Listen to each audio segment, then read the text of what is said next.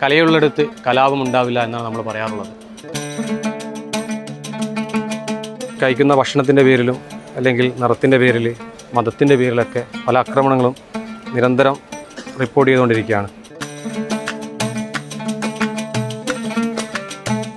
നമുക്ക് ഇത്രയും നല്ലൊരു ഓപ്പർച്യൂണിറ്റി കിട്ടിയിട്ട്, സ്റ്റേറ്റ് ലെവലിൽ ഒരു സ്റ്റേജ് കിട്ടിയിട്ട് നമ്മൾ വെറുതെ കളിച്ചിട്ട് പോകുന്നതിനും കാട്ടി നല്ല ഒരു ആശയം വെച്ച് കളിക്കുക, എല്ലാവരെയും ചിന്തിപ്പിക്കുക എന്നുള്ള ആ ഒരു രീതിയിലാണ് നമ്മൾ ചെയ്യുന്നത്. ഹിന്ദു മുസൽമാനും ക്രിസ്ത്യനും ഒന്ന്,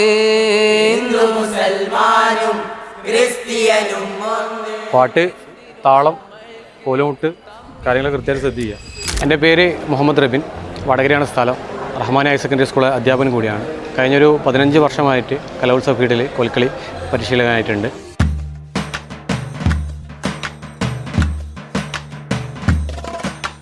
നമ്മൾ ക്ലാസ് റൂമിൽ നിന്ന് എങ്ങനെയാണ് പ്രാക്ടീസ് ചെയ്യുന്നത് അതേ ഫീൽഡ് കളിക്കുക. പുറത്ത് 10 ആളോ 100 ആളോ 1000 ആളോ എത്ര ആളായിക്കോട്ടെ, അത് നിങ്ങളെ നോക്കേണ്ട ആവശ്യമില്ല.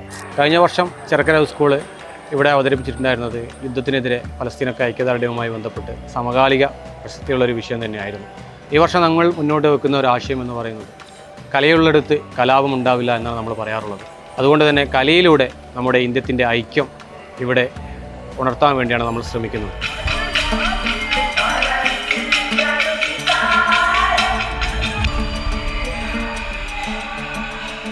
നമ്മൾ കോൽക്കളി എന്ന് പറയുന്നൊരു കല പൂർണ്ണമാവുന്നത് 12 പേരാണ് നമ്മൾ മത്സരവേദിയിൽ കളിക്കുന്നത്. അത് 12 ശരീരങ്ങളാണെങ്കിലും ഒരേ മനസ്സോടുകൂടി ഒരാൾ ചിന്തിക്കുന്നത് പോലെ 12 പേരും ചിന്തിച്ച് ഒരേ താളത്തിൽ ഒരേ ചുവടോടുകൂടി കളിക്കുന്നതാണ് അതിൻ്റെ പൂർണ്ണ ഭംഗിയെത്തുന്നത്. അതേപോലെ തന്നെയാണ് നമ്മുടെ രാജ്യം, നമ്മുടെ സൊസൈറ്റി എന്ന് പറയുന്നത്.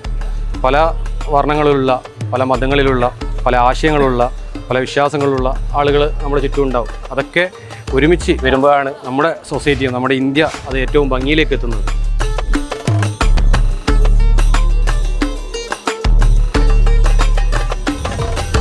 ഇപ്രാവശ്യം ഇന്ത്യക്ക് വേണ്ടിയിട്ടാണ് കളിക്കുന്നത്. അപ്പോൾ പഴയ ഒരു ഇന്ത്യൻ്റെ ഐക്യവും എല്ലാം കൊണ്ട് ഒരു തിരിച്ചു കൊണ്ടുവരാനുള്ള ആ ഒരു രീതിയിലേക്കാണ് നമ്മൾ ഇപ്രാവശ്യം കോൽക്കളി കളിക്കുന്നത്. നമുക്ക് ഇത്രയും നല്ലൊരു ഓപ്പർച്യൂണിറ്റി കിട്ടിയിട്ട്, സ്റ്റേറ്റ് ലെവലിൽ ഒരു സ്റ്റേജ് കിട്ടിയിട്ട് നമ്മൾ വെറുതെ കളിച്ചിട്ട് പോകുന്നതിനും കാട്ടി നല്ല ഒരു ആശയം വെച്ച് കളിക്കുക, എല്ലാവരെയും ചിന്തിപ്പിക്കുക എന്നുള്ള ആ ഒരു രീതിയിലാണ് നമ്മൾ ചെയ്യുന്നത്. കഴിക്കുന്ന ഭക്ഷണത്തിൻ്റെ പേരിലും അല്ലെങ്കിൽ നിറത്തിൻ്റെ പേരിൽ, മതത്തിൻ്റെ പേരിലൊക്കെ പല ആക്രമണങ്ങളും നിരന്തരം റിപ്പോർട്ട് ചെയ്തുകൊണ്ടിരിക്കുകയാണ്. നമ്മളിന്നിവിടെ ഒരു ഗാനത്തിലൂടെയാണ് അത് ഉദ്ദേശിക്കുന്നത്. അപ്പോൾ അതിൻ്റെ അവസാനം പറയുന്നത് തന്നെ ഇത് തന്നെയാണ്: നാട് മുടിച്ചിടല്ലേ, ഭീതി പരത്തിയിടല്ലേ, താളം തെറ്റിച്ചിടല്ല എന്നുള്ളതാണ്. നാട് മുടിച്ചിടല്ലേ, നാട് മുടിച്ചിടല്ലേ, ഭീതി പരത്തിയിടല്ലേ, താളം പിഴച്ചിടല്ലേ. സാധാരണ നമ്മൾ പാട്ടുകളിലെ വരികളൊക്കെ എടുത്തു നോക്കുകയാണെങ്കിൽ അത് നബി മദ്ഹുകളും ചരിത്രങ്ങളും അതേപോലെ തന്നെ ഇസ്ലാമികപരമായിട്ടുള്ള ചരിത്രങ്ങളും ഒക്കെ നമ്മൾ മാപ്പിളപ്പാട്ടിൻ്റെ ഇശലിൽ കൊണ്ടുവരാറുള്ളത്. ഇവിടെ നമ്മൾ മാപ്പിളപ്പാട്ടിൻ്റെ ഇശലുകളിൽ തന്നെ നമ്മുടെ പ്രിയ സുഹൃത്ത് റഷീദ് മോഹം ഇത് തയ്യാറാക്കിയ ഭാരതത്തെക്കുറിച്ചുള്ള ഒരു പാട്ടിലൂടെയാണ് നമ്മൾ ഇന്നിവിടെ കോൽക്കളി അവതരിപ്പിക്കുന്നത്.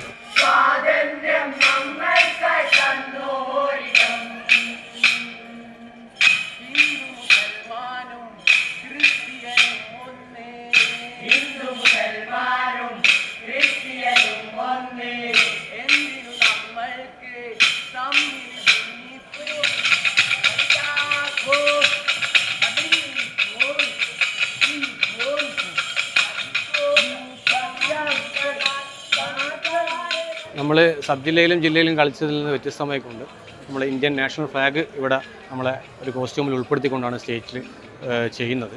അത് എത്രത്തോളം ഏത് രീതിയിൽ ജഡ്ജസോ മറ്റുള്ള ആളുകളോ എടുക്കുമോ എന്ന് അറിയില്ല. എന്നാലും ആ ഒരു റിസ്ക് നമ്മളെ കുട്ടികളെ ഏറ്റെടുക്കുകയാണ് ചെയ്യുന്നത്. ഒരു സന്ദേശം സമൂഹത്തിന് മുന്നിലേക്ക് എത്തിക്കുക എന്നുള്ള ഒരു ഉദ്ദേശത്തോടു കൂടി സ്റ്റേജിലേറി ഒരൊറ്റ മനസ്സോടെ അവർ 12 പേരും കളിച്ചു. എ ഗ്രേഡ് നേടിയിറങ്ങുമ്പോൾ ഗ്രേഡുകൾക്കും അപ്പുറത്താണ് കലയുടെ വലുപ്പമെന്ന് അവരും കാണികളും ഒരുപോലെ മനസ്സിലാക്കിയിരുന്നു. ഇന്ത്യ എന്ന വാക്കിന് ഒത്തൊരുമയുടെ ഈണമുണ്ടെന്ന് പാടി പറഞ്ഞും താളത്തിൽ കളിച്ചും ഈ കുട്ടികളും അവരുടെ മാഷും നമ്മെ ഓർമ്മപ്പെടുത്തുകയാണ്.